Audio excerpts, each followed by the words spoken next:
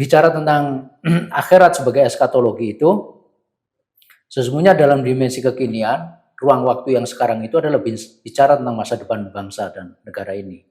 Bicara tentang masa depan umat Islam ini. Jadi eskatologinya harus kemudian diberi ruang interpretasi yang kekinian. Oke.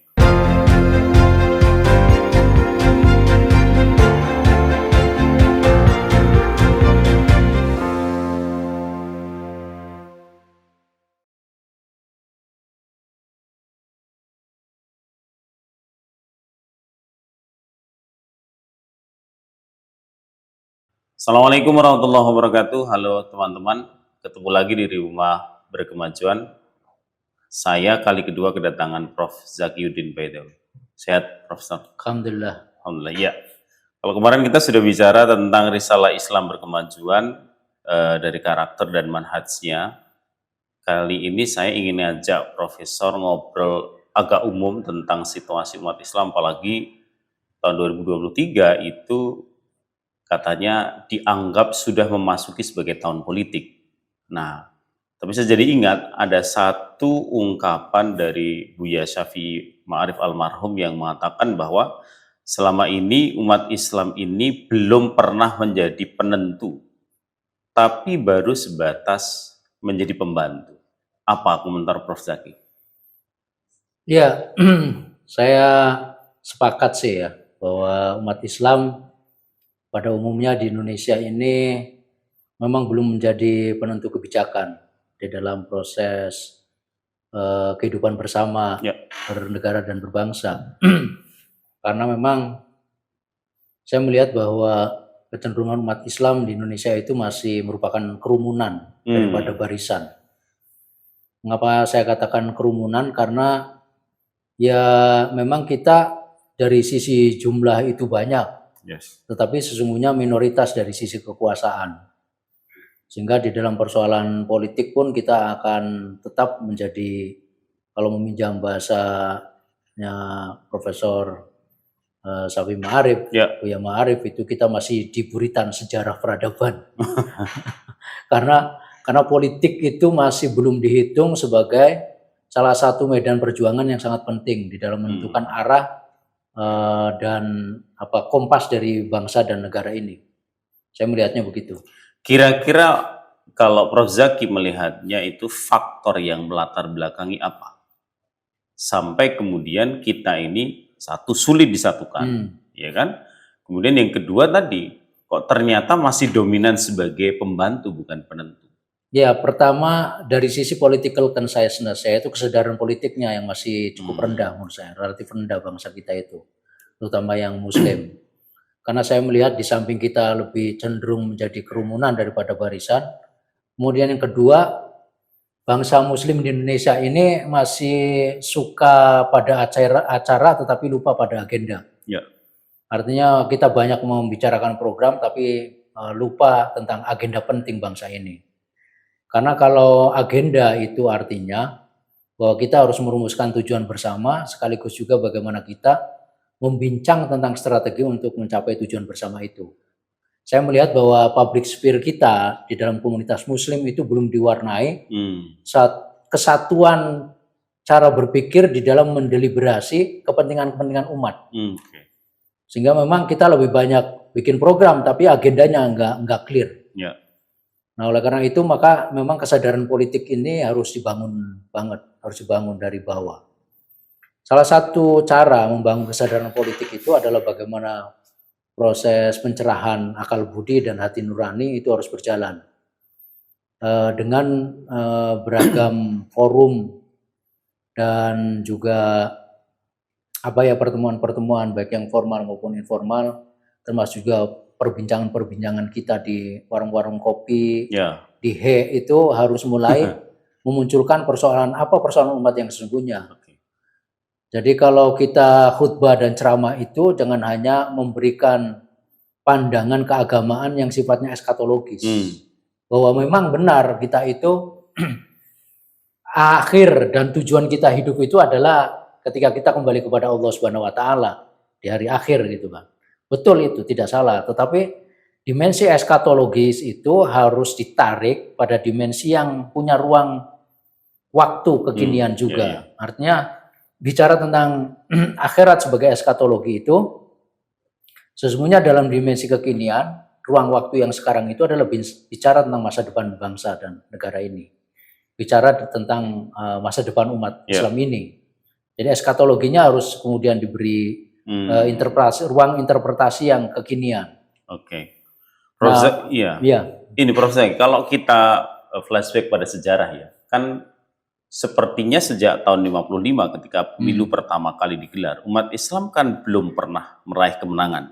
Ya kan, Masyumi pada waktu itu sangat gemilang, tapi toh tetap suaranya tidak sampai unggul dibandingkan dengan kelompok lain. Sampai waktu itu kan era reformasi misalnya, Cak Nur kan pernah mengatakan Islam yes, Partai Islam no misalnya. Apa memang format kepartean Islam itu tidak cocok dalam konteks Islam ke-Indonesiaan atau bagaimana, Prof. Zaki?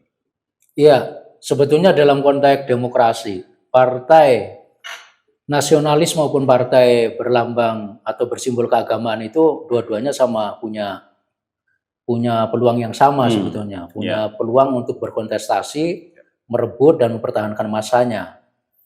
Nah, tetapi memang rupa-rupanya gitu kan, kesadaran politik umat Islam ini masih dibilang relatif rendah dibandingkan dengan misalnya kesadaran politik kaum nasionalis yang sejak tahun 1928 saya melihat bahwa kaum nasionalis itu berhasil membangun satu konsolidasi nasional dengan lahirnya Sumpah Pemuda ya. Kan gitu. Ada kesatuan bahasa, bangsa gitu kan, dan juga apa satunya negara kesatuan kita. Nah, ini kemudian berkembang gitu kan. Kesadaran nasionalis berkembang sementara kesadaran Islam itu belum ada satupun juga kekuatan yang bisa mempertemukan itu.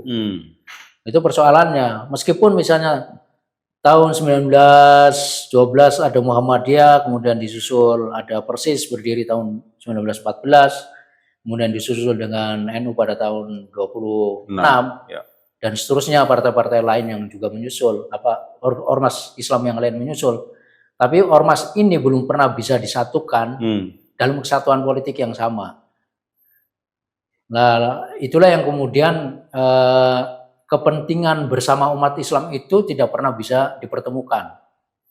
Sehingga yang partainya misalnya religius, tradisionalis sama religius modernis sampai saat ini ya belum pernah ketemu juga. Sehingga itu malah justru menjadi peluang bagi kekuatan-kekuatan nasionalis untuk terus-menerus dipertahankan agar suara Islam ini memang tidak bersatu.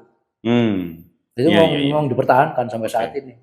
Kalau dalam pandangan Prof. Zaki sebenarnya format ideal bagi umat Islam dalam konteks perjuangan aspirasi politik itu haruskah menyatu di dalam konteks partai politik dengan nafas Islam atau dia bisa berdiaspora kemana? Dua-duanya mungkin. Karena dalam sejarah bangsa-bangsa Muslim di dunia pun ada yang menggunakan format pertama, ada juga yang menggunakan format kedua. Nah, artinya begini, kalau dalam kasus misalnya Turki modern, Turki modern kita melihat betapa Partai Keadilan dan Pembangunan (PKP) itu bisa berhasil membuat satu sinergi bahwa partai, meskipun namanya tidak langsung merujuk pada Islam kan, tapi partai itu kemudian bisa menyatukan aspirasi Islam itu dalam satu partai itu, gitu. Sehingga kemudian Erdogan itu bisa muncul menjadi satu kekuatan politik atau pemimpin politik yang menjanjikan. Tapi kan sekarang ini kalau dalam konteks Indonesia, ketika orang mengangkat format partai politik dengan basis agama, kemudian ada sentilan tentang bahwa politik aliran itu sesungguhnya sudah tidak laku dalam konteks negara demokrasi. Gimana sebetulnya itu? Tidak benar juga mengatakan bahwa politik identitas, terutama yang berbasis agama, itu tidak laku. Karena pada dasarnya kalau kita melihat di negara-negara Eropa sekalipun, ada banyak partai itu berbasis agama, yaitu terutama Kristen maupun Katolik. Seperti di Jerman ada. Oh gitu ya. Ya, partai-partai itu ada berdiri juga. Demikian juga di Amerika sekalipun yang konon katanya adalah ada Demokrat, ada Republik, tapi sesungguhnya mereka ini juga punya basis agama. Hmm. Ya, punya basis agama. The right Meskipun di wing. negara Iya, dengan meskipun di negara seperti Amerika. Jadi the white Anglo-Saxon itu kan basis rasnya. ya. The white Anglo-Saxon itu basis rasnya, tapi basis agamanya itu adalah sebetulnya eh, kelompok kanan. Seperti Partai Republik itu kan Ya. dikuasai oleh kelompok kanan dalam pandangan keagamaan. Kristen Ortodok kalau nggak Ya, salah satunya. Kristen. Iya, oke. Oke, Prof. Zaki, saya ingin agak mengerucut. Saya kembali ingat kata-kata Buya Syafi'i Ma'arif ya, ketika beliau mengatakan begini, dalam konteks politik sesungguhnya hari ini, Muhammadiyah itu mengalami situasi kayak semacam yatim piatu. Nah, pertanyaan besarnya adalah, gimana besok 2024? Apakah kita akan masih mempertahankan status sebagai yatim piatunya, atau kita harus mengubah sesuatu yang berbeda? Iya, kalau saya punya pendapat begini, jadi sangat mungkin bahwa Muhammadiyah tidak akan mengalami perubahan yang signifikan. Artinya tetap kita akan status quo dalam konteks hubungan kita dengan kekuasaan. Ketika kemudian kekuasaan dimanai secara praktikal politis, pasti kita tidak akan dapat apa-apa. Itu kalaupun dapat ya kebagian 1-2 paling banyak begitu kan. Asobah lah ya. Iya, karena memang ya bagaimanapun hitung-hitungan politik itu kan hitungan jumlah kepala kan. Ya. Nah, jumlah kepala. Oleh karena itu ya sebetulnya upaya yang harus dilakukan oleh Muhammadiyah itu adalah bagaimana mengkristalisasi itu. Harus betul itu mengkristalisasi basis masanya. Sampai betul-betul clear dan orang tahu bahwa Muhammadiyah itu punya kekuatan dengan jumlah tertentu gitu loh. Ya. Jumlahnya seberapapun tapi jumlah tertentu itu bisa dipandang sebagai kekuatan politik. Dari sisi itu memang masih punya banyak pekerjaan kita. Tapi kalau kemudian kita mendekati peran politik Muhammadiyah dari sisi politik yang bukan politik kekuasaan ansih, maka Muhammadiyah masih cukup punya peluang. Nah, cuma tinggal bagaimana Muhammadiyah itu harus dipikirkan berubah menjadi satu kekuatan political pressure. Dalam arti political pressure ini menjadi kekuatan lobby yang efektif. Gitu. Yeah. Kekuatan lobby yang efektif ini yang menjadi penting. Dan itu kita memang harus belajar, misalnya dengan kekuatan lobbynya Yahudi di Amerika Serikat. Bahwa mereka meskipun kelompok kecil, tapi sebagai kekuatan lobby itu hampir semua kebijakan pemerintah, siapapun presidennya itu tidak bisa lepas dipengaruhi. Iya, tidak lepas dari lobby Yahudi ya. Tidak akan bisa lepas. Nah, tinggal kita memilih gitu. Kira-kira yang paling efektif di mana Muhammadiyah akan bisa berperan.